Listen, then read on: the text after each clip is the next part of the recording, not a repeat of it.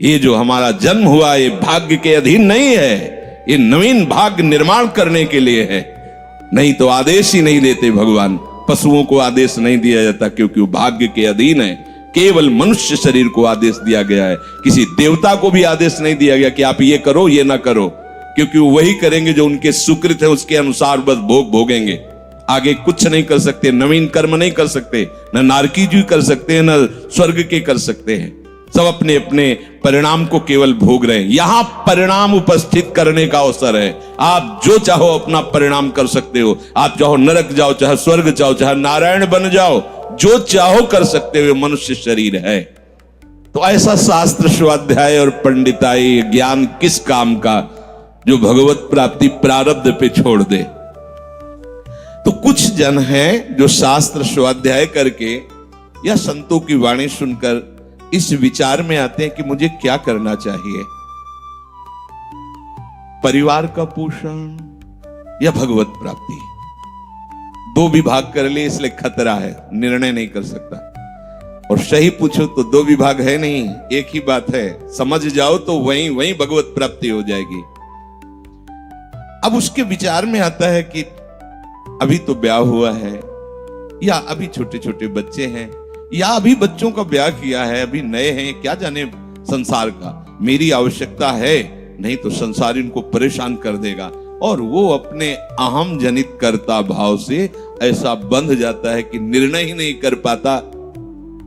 श्री चरणदास जी कह रहे, ए भाई समझो, जिस कर्तव्य को तुम विसार करके झूठे भाव को कर्तव्य मान रहे हो, अरे माया के दीवाने, अरे हिया नहीं रहना, करना अंत पयाना। यहां से जाना है,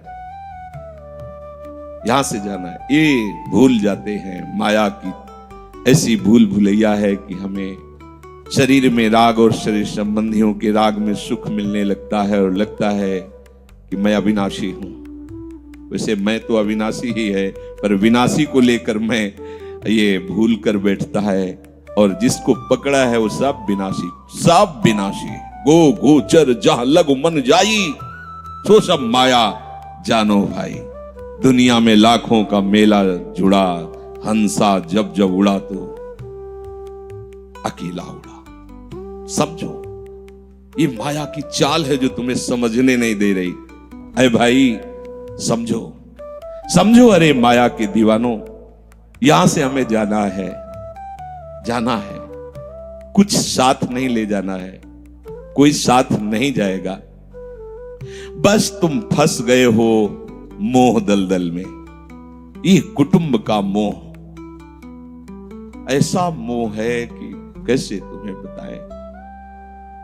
याद ही नहीं आती कि मुझे जाना है, याद ही नहीं आता कि सब छूटना है। ये समझ में नहीं आता कि मैं आया किस लिए। बड़ी विचित्र भूल भुलैया है। मोह कुटुंब के अवसर खोयो।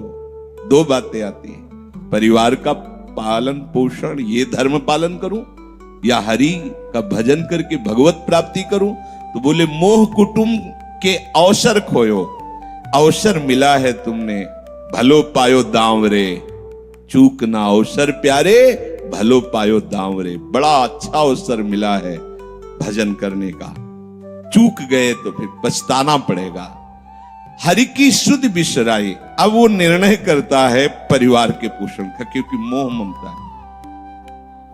पीछे का हर बार सत्संग में कहते हैं कि पीछे का रास्ता एकदम बंद हो जाना चाहिए, कि आगे कोई भयावह स्थिति आवे तो लौटने का रास्ता नहीं रहना चाहिए। उपासक को पीछे का मार्ग बंद कर देना चाहिए। पर होता क्या है, अपने लोग बहुत कमजोर हैं, तो कदम ऐसे रखते हैं पर पीछे वाला पुष्ट बनाए रखते हैं कि अगर इधर थोड़ी भी आंच लगी तो कदम पीछे करके सुरक्षित हो जाए। वो सुरक्षित नहीं है, वो सुरक्षित नहीं है, वो असुरक्षा है। परिवार का राग, अन्य भरोसा, किसी देहधारी का भरोसा, किसी वस्तुओं, ये भरोसे लायक चीज है। अरे क्षण में बिगड़ जाने वाली चीज है। भरोसा तो हरि का है, भरोसा तो हरि गुरु चरण सेवा अनुसरो। ये भरोसा कभी तुम्हें विश्वासहीन नहीं होने देगा। ये भरोसा कभी धोखा नहीं। साधुते हो न कारज हानि, कभी तुम्हारा मंगल नहीं हो सकता। मोह कुटुंब के अवसर खोयो हरि की शुद्ध बिसराई। अब दिन तो बैल की तरह काम करने में व्यतीत हो रहा है और रात्रि नींद और भोग में समाप्त हो रही है। आठों पहर की 60 घड़ियां बेकार में इसने व्यतीत कर दी।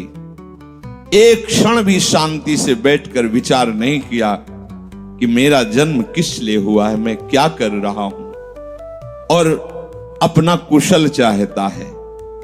एक छिन हरि को नाम लीनो कुशल कहां ते हुई, तब लग कुशलन जीव को सपने हो मन विश्राम। स्वप्न में भी शांति नहीं मिल सकती जब तक भजन नहीं करोगे। बालक अवस्था तो खेल में चली गई, जवानी हुआ तो अहंकार मद छाया, मैं करता मैं भोगता इसमें चली गई। जब वृद्ध आया तो रोग और चिंताओं ने घेर लिया। अब इतना दुखी है कि वो सोच भी नहीं सकता कि मैं इनसे दूर होकर भजन कर लूं।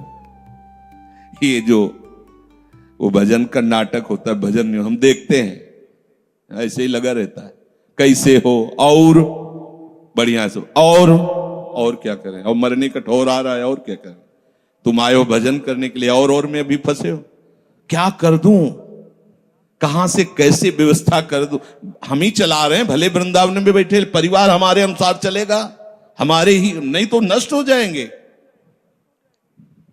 आए हैं वनवास करने के लिए, भजन करने के लिए, पूरा का पूरा प्रपंच दिमाग में पता लगता है। वृद्ध भय चिंताति उपजी दुख में कछु न सुहाता। अरे भूल क्यों रहे हो, चेतो। साधु चेताता है जगत को, चेतो। काल रूपी शिकारी धनुष पर विष का बाण चढ़ा चुका है, तुम ठीक निशाने पे हो, होश में हो जाओ। अगर अब कोई तुम्हें निशाने से बचा सकता है तो काल का भी महाकाल हरि बचा सकता है, दूसरा कोई नहीं। आए अचानक बांधे, यम के दूत आकर अचानक बंधन में डाल करके ले जाते हैं। अब वो निर्णय कर रहे हैं, झूठे जग से नेह छोड़कर साचो हरिनाम उचारो। चरणदास सुखदेव कहते हैं अपना भला विचारो, इसी में अपना भला है। तो क्या करें, घर परिवार छोड़कर तुम्हारी तरह बाबा जी बन जाए। बाबा जी बनने से भगवत प्राप्ति नहीं होती। अगर आप बाबा जी बाहरी बात को ले रहे हैं तो उसको समझ लीजिए, बाबा जी बनने से भगवत प्राप्ति नहीं होती, प्रभु के होने से भगवत प्राप्ति होती है। वो आप चाहे गृहस्थ वेश में रहकर बनो या आप विरक्त वेश, 2 मार्ग शास्त्रों ने स्थापित किए हैं, वो प्रभु के लिए। अगर वेश बदल लिया है और परिवार का राग है, भोगों का राग है, संसार की सत्यता का भान हो रहा है कि सब सत्य है, कोई फर्क नहीं पड़ता। वेश परिवर्तन से कोई फर्क नहीं पड़ता। गधे की पीठ में चाहे मिट्टी ला दो, चाहे कबाड़ ला दो, चाहे बेद ला दो, उसको बाहर से मतलब है।